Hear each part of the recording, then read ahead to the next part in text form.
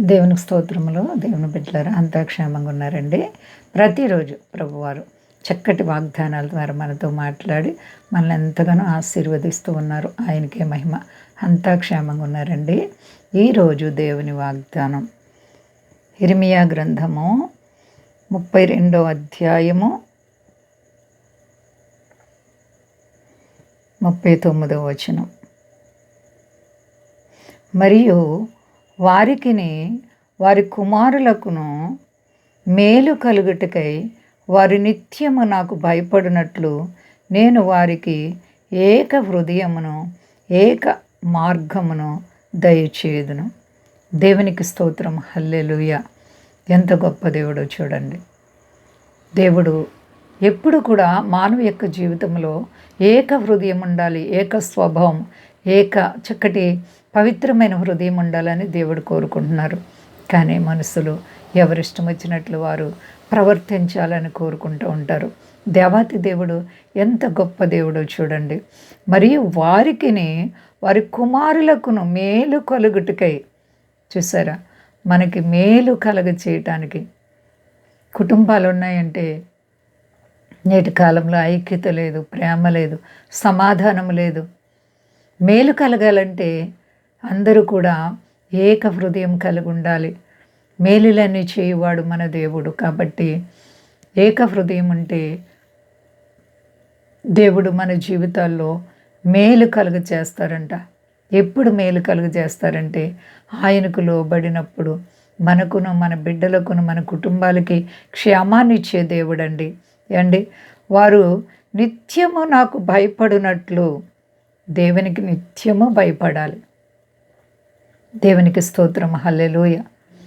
కొన్నిసార్లు కొన్ని దినాలు భక్తి చాలా ఎక్కువ చేస్తూ ఉంటారు కొంతమంది. కొన్నిసార్లు కొంతమంది భక్తి అస్సలు విసర్జించేస్తారు, ఇంకా ప్రార్థనే చేయరు, సన్నిధికే వెళ్ళరు, వెనకబడిపోతూ ఉంటారనమాట. వారికి ఏక మనస్సు అంట, ఏక హృదయం. చూసారా, వారికి ఏక హృదయమును ఏక మార్గమును దయచేయుదును. హల్లెలూయా. ఏక హృదయం ఏక మార్గం, ఒకే మార్గం. యేసుప్రభువారు అంటున్నారు, నేను మార్గమును సత్యాన్ని జీవాన్ని, నా ద్వారా తప్ప ఎవరు కూడా తండ్రి యొద్దకు చేరరని. మరి కుటుంబంలో కొంతమంది ప్రభుతో ఉంటారు, కొంతమంది ప్రభుకు దూరంగా ఉంటారు. ఏక మార్గం, ఏక హృదయం. అందరు మనసుల్లో దేవుని గూర్చిన భయభక్తులు ఉండాలి. ఏక హృదయం కలిగి ఉన్నప్పుడు దేవుడు మన కుటుంబాల్లో ఎన్నో అద్భుతమైన మేలు చేస్తారు. ప్రియమైన సహోదరి సహోదరా, నీవే కలతలతో, ఏ ఇబ్బందులతో, ఏ ఇరుకుల చేత అశాంతిలో కుమిలిపోతున్నావు, నీ ప్రభు అంటున్నారు, ఇదిగో నేను ఏక మార్గం ఇస్తాను, ఏక హృదయం ఇస్తాను. మీ కుటుంబానికి మేలు కలుగు చేస్తాను. మీకు, మీ కుమారులకు మేలు కలుగుతుంది, మీ కుటుంబాలకు క్షేమం కలుగుతుంది. నేను మీకు ఉన్నతమైనటువంటి ఘనకార్యాలు చేస్తాను. మీలో ఎవరిని విడిచిపెట్టను, పేదవారిగా ఉంచను, ఘనులుగా నిలబెడతాను. ఎప్పుడనగా ఆయన వైపు మనం తిరిగి ఆయన ఆజ్ఞలను గాయకొని ఆయనకి ఇష్టలుగా మనం ఉన్నప్పుడు మన దేవుడు మన బ్రతుకుల్లో వింత కార్యాలు చేయబోతున్నారు.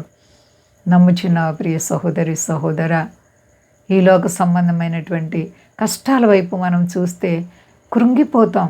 అశాంతి, మానసికం తప్ప ఏమీ ఉండదు.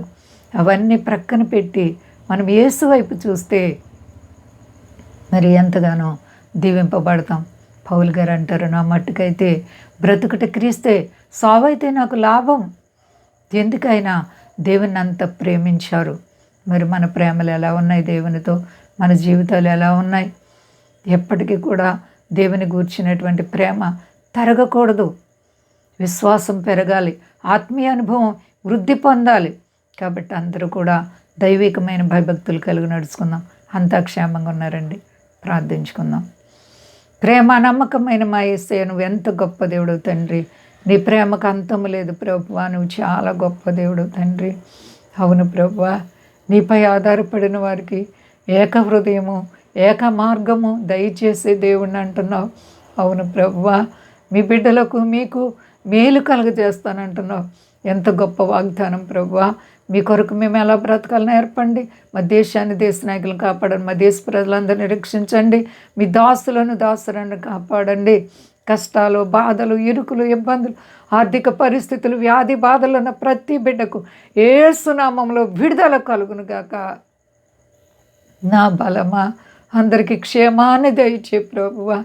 దుర్దినాలు ఉన్నాం నాయనా. మీరు అక్కడలో ఎత్తబడే గుంపులో మేమందరము సిద్ధపాటు కలిగి ఉండాలి. కృప చూపండి. సాతానికి సిగ్గు, నాశనం. నీకు మహిమ, మాకు ఆశీర్వాదం ఇమ్మని శక్తి కలిసేనామని అడుచున్నాను తండ్రి. ఆమేన్. ఆమేన్. అందరికీ వందనాలండి. మా కొరకు, పరిచయం కొరకు అందరూ ప్రార్థించండి. ప్రభువారు మిమ్ములను, మీ బిడ్డలను, మీ కుటుంబాలను దీవించి ఆశీర్వదించును గాక. ఆమేన్.